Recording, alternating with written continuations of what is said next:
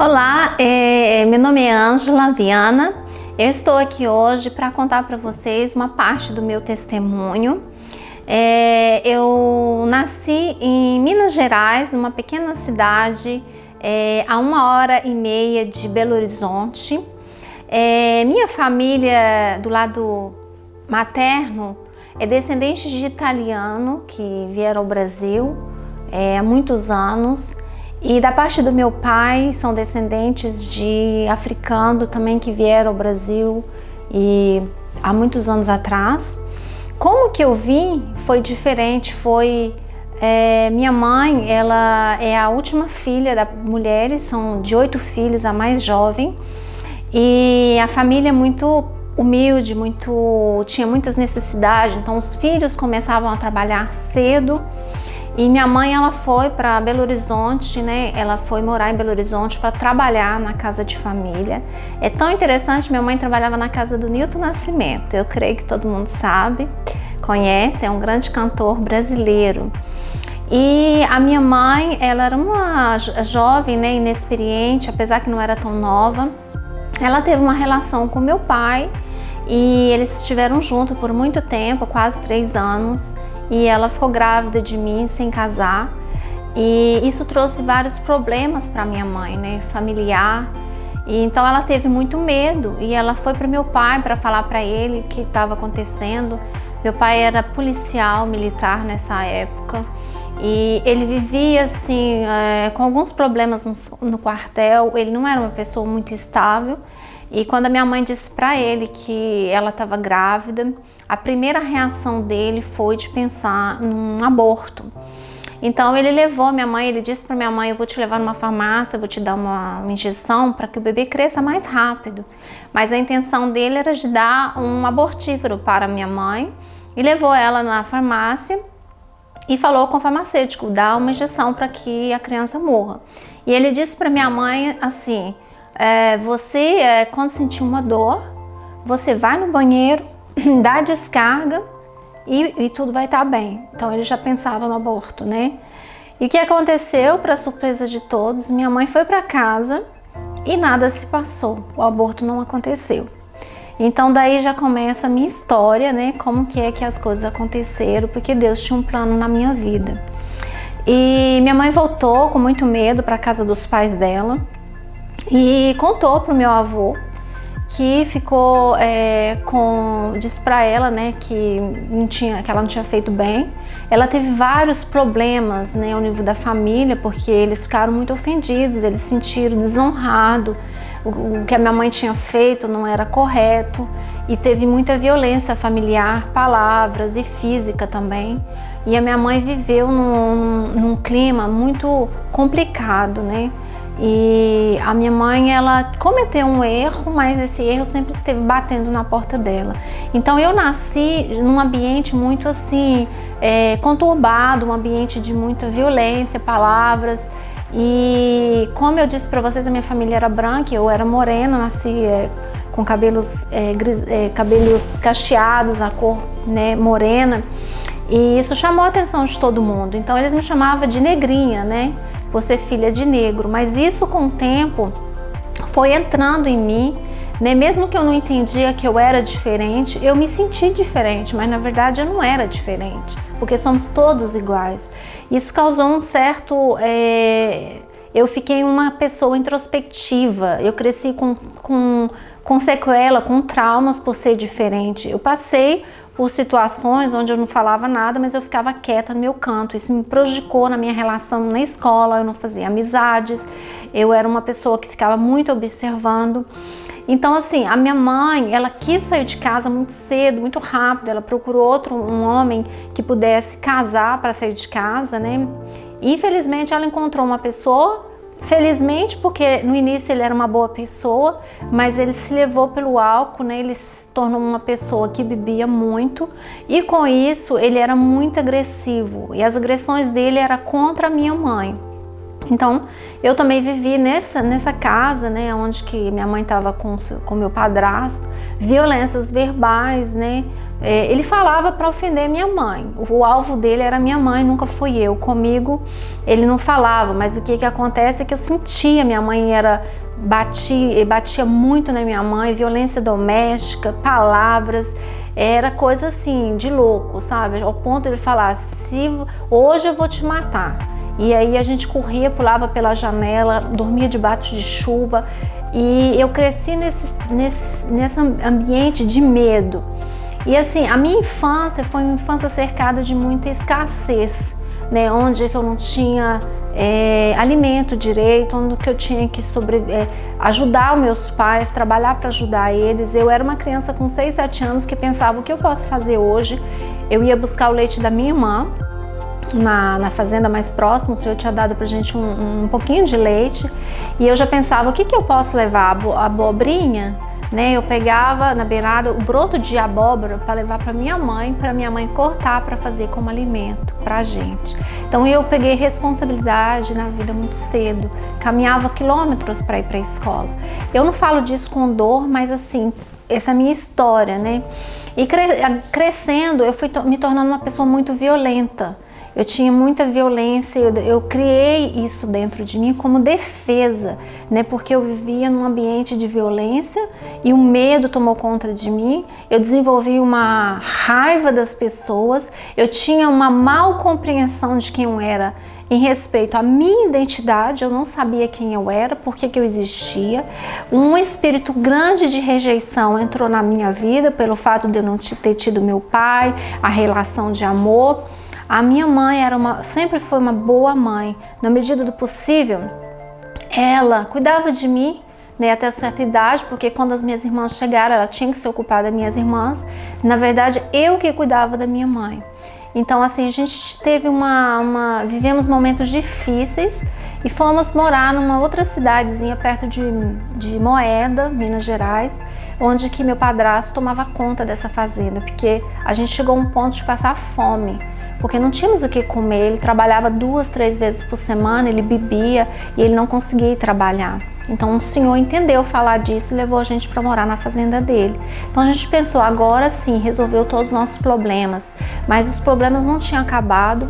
Minha mãe disse para mim, filha, você vai ter que sair da escola.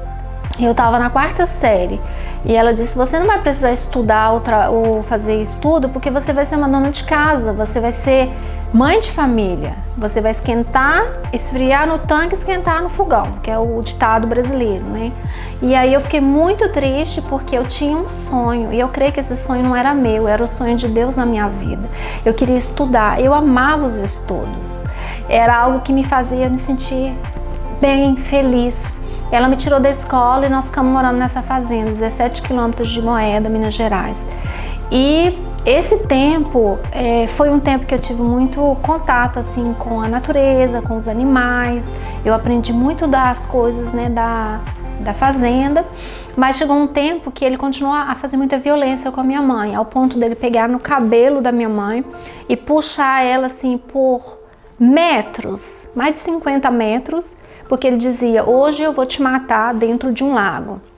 E eu estava presenciando tudo aquilo. Então foi traumatizante toda a minha infância. Quando eu cheguei para minha mãe, né, depois de um dia que eu fui defender minha mãe, ele me bateu no rosto. Ele não tinha o hábito de me bater, mas eu fui defender minha mãe, ele me bateu. Eu disse para minha mãe, nunca mais eu fico aqui. Então eu fui para casa dos meus avós e lá eu comecei a ir à escola, que era o meu sonho. Continuei os estudos, eu nunca abandonei. Eu brincava com as minhas primas nessa época, eu tinha dificuldade de relação com as pessoas. Eu trabalhava, comecei a trabalhar meio horário, com 13 anos na casa de família, para ajudar minha mãe, porque ela tinha um tempo, ela passou na casa dos meus avós, ela deixou ele, o marido dela, que decidiu de vir para casa dos meus avós, e eu precisei trabalhar para ajudá-la. e trabalhava. Ela teve problema de saúde mental, na verdade ela teve problemas espirituais, ao qual a gente foi descobrir que ela estava com espíritos malignos. Ela teve uma libertação, né, através de um missionário que estava nessa cidade, e ela deu a sua vida a Cristo. E eu continuei a minha caminhada. Ela voltou para o seu esposo e eu fui para Belo Horizonte com a família que eu trabalhava em Moeda, e passei muito tempo com eles. Eu trabalhava para eles me ajudavam em escola, era uma troca, né? Então, assim, por muito tempo eu estive com essa família.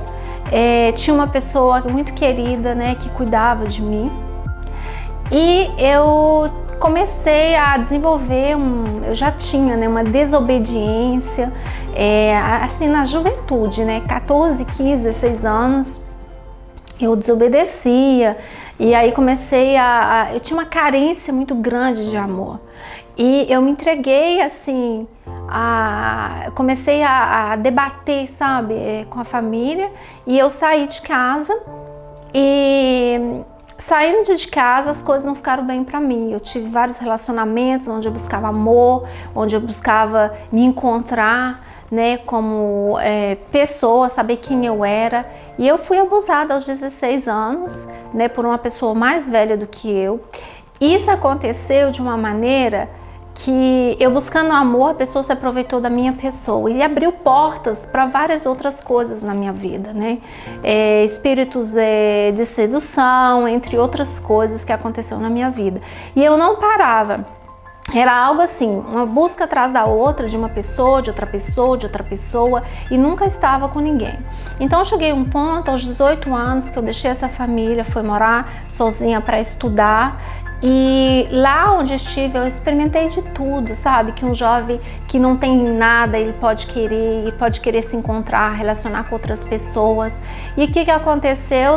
Um dia eu murmurei, eu disse: se Deus existe, se o Deus da minha mãe existe, que Ele me dá uma família, porque eu estava cansada de passar de uma casa a outra. Eu morei na casa de uma amiga por 30 dias, eu morava numa moradia estudantil, sabe? Isso tudo para mim era como eu não tinha um lar, eu tinha muita tristeza, eu pensava mesmo em me matar, eu não queria viver.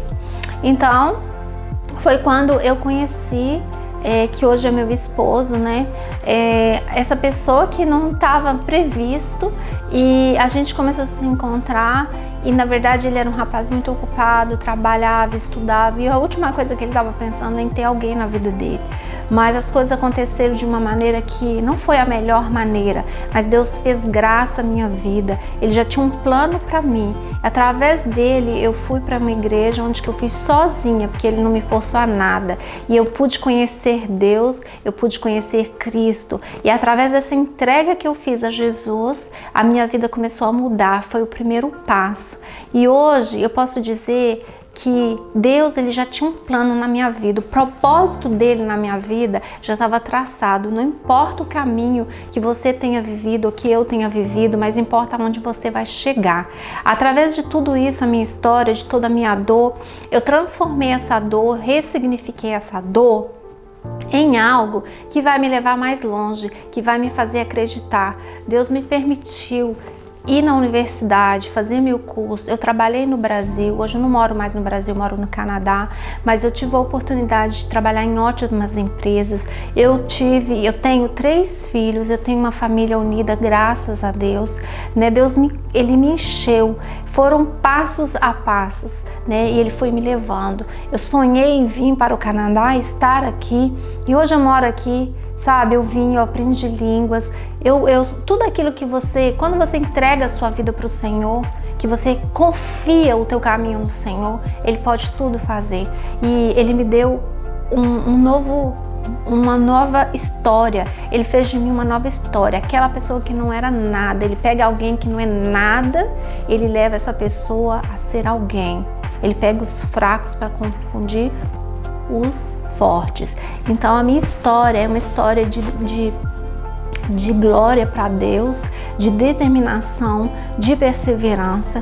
Hoje eu trabalho aqui no governo federal do Canadá, né? Tenho a minha vida aqui estável e eu tô contando esse testemunho para você que tá desesperançado. Talvez você tá aí e fala assim, minha vida não tem sentido, eu não tenho um trabalho, eu não nasci numa família, eu não conheço meu pai, eu não tenho um marido, eu não tenho isso. Você tem todos os seus excuses, todas as suas desculpas, mas eu quero te dizer, se você simplesmente entregar a sua vida para esse Cristo, para esse Jesus, que Ele vai fazer na tua vida aquilo que Ele fez na minha, porque não existe filhos por acaso, existe pais que cometeram uma ação que não era, que eles não queriam, mas a partir do momento que uma criança está ali no ventre da sua mãe, ele é uma vida, e essa vida Deus a conhecia antes mesmo que ela estava ali no ventre da mãe dela. Então Deus tem um propósito. A nossa identidade está em Cristo Jesus. Eu quero deixar para você meu testemunho e dizer para você que você é importante para Deus e que o Cristo que morreu naquela cruz foi para que nós tivéssemos a vida, e Ele pode transformar toda a sua história numa história que talvez foi difícil, em algo lindo. Ele pode transformar tudo isso para a glória dele, porque nós fomos criados para Ele e para a glória dele.